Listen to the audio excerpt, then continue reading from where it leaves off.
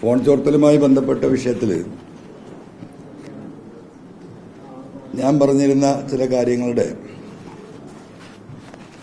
നിജസ്ഥിതിയും അതുമായി ബന്ധപ്പെട്ട് കിട്ടിയിട്ടുള്ള ചില രേഖകൾ, ഇതിൻ്റെ അടിസ്ഥാനത്തിൽ വേണം ഈ കാര്യങ്ങൾ അന്വേഷിക്കാൻ. നിങ്ങൾ വിചാരിക്കുന്നതിൽ അല്ലെങ്കിൽ നമ്മൾ വിചാരിക്കുന്നതിൽ ബഹുമാനപ്പെട്ട ഗവൺമെന്റ് വിചാരിക്കുന്നതിൻ്റെയൊക്കെ അപ്പുറമാണ് ADGP അജിത് കുമാറും സുജിത് ദാസും അടക്കമുള്ള സംഘത്തിലെ ആളുകളുടെ എണ്ണങ്ങൾ വർദ്ധിച്ചുകൊണ്ടിരിക്കുകയാണ്.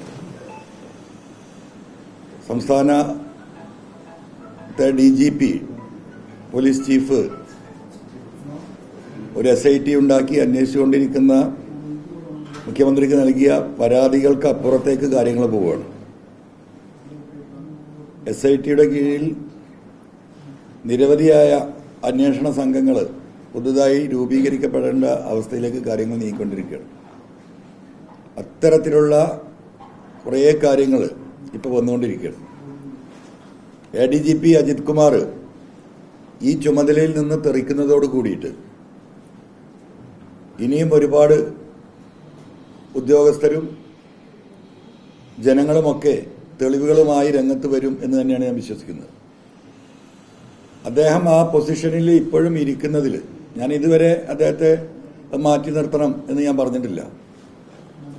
ഇപ്പോൾ എൻ്റെ ബോധ്യങ്ങൾ അദ്ദേഹത്തെ മാറ്റി നിർത്തിയാൽ മാത്രം പോരാ, അദ്ദേഹത്തിൻ്റെ ഇനി അങ്ങോട്ടുള്ള നീക്കങ്ങൾ കൃത്യമായി ഇന്റലിജൻസിലെ ഉത്തരവാദിത്തപ്പെട്ട ഉദ്യോഗസ്ഥന്മാർ നിരീക്ഷിക്കണമെന്ന് കൂടിയാണ് എനിക്ക് ഈ ഗവൺമെന്റിനോട് അഭ്യർത്ഥിക്കാനുള്ളത്. അതുപോലെയുള്ള കാര്യങ്ങളാണ് വന്നുകൊണ്ടിരിക്കുന്നത് പല വഴിക്കായിട്ട് ഉത്തരവാദിത്തപ്പെട്ട ആളുകൾ തന്നെ നൽകിക്കൊണ്ടിരിക്കുന്നത്. അപ്പോൾ ഇന്ന് ഞാൻ ഈ പുറത്തുവിടുന്ന കാര്യങ്ങൾ, ഇതിനേക്കാളും വലിയ 2-3 കാര്യങ്ങൾ ഇപ്പം നമ്മുടെ സാമ്പത്തിക തട്ടിപ്പും കൊള്ളയടിപ്പും MDMA കടത്തും ഒക്കെയാണ് പറഞ്ഞിട്ടുള്ളത്. സാമ്പത്തിക മേഖലയിൽ ഇവർ നടത്തിയ കള്ളക്കളികളാണ് നമ്മൾ ഇതുവരെ പ്രതിപാദിച്ചത്. പക്ഷേ രാഷ്ട്രീയമായ അട്ടിമറികൾക്ക് കൂടി ഇവർ കൂട്ടുനിന്നിട്ടുണ്ട്. കേരളം സത്യമറിയാൻ കാതോർത്തിരുന്ന ചില കേസുകൾ അജിത് കുമാറിന്റെ നേതൃത്വത്തിൽ അട്ടിമറിക്കപ്പെട്ടിട്ടുണ്ട്. അതിന്റെ വക്കും മൂലയെ കിട്ടിയിട്ടുള്ളൂ കഴിഞ്ഞ ഒരാഴ്ചയായിട്ട്.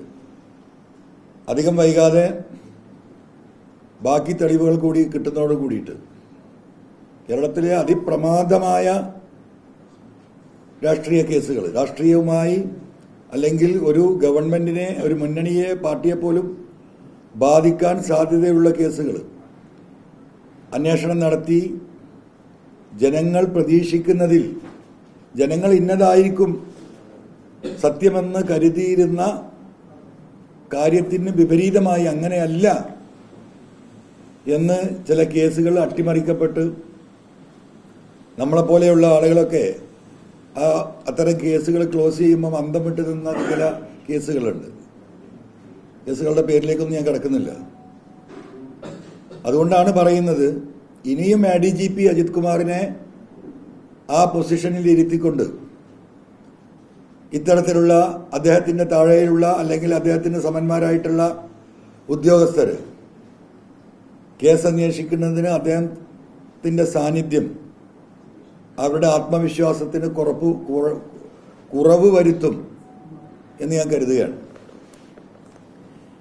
അപ്പം ഇതിൽ ഞാൻ ബഹുമാനപ്പെട്ട എൻ്റെ മൊഴിയെടുത്ത IG-യോട് കൊടുത്ത മൊഴിയിൽ മുഖ്യമന്ത്രിക്ക് കൊടുത്ത പരാതിക്ക് പുറമെയായി ഒരു കാര്യങ്ങൾ സൂചിപ്പിച്ചിരുന്നു.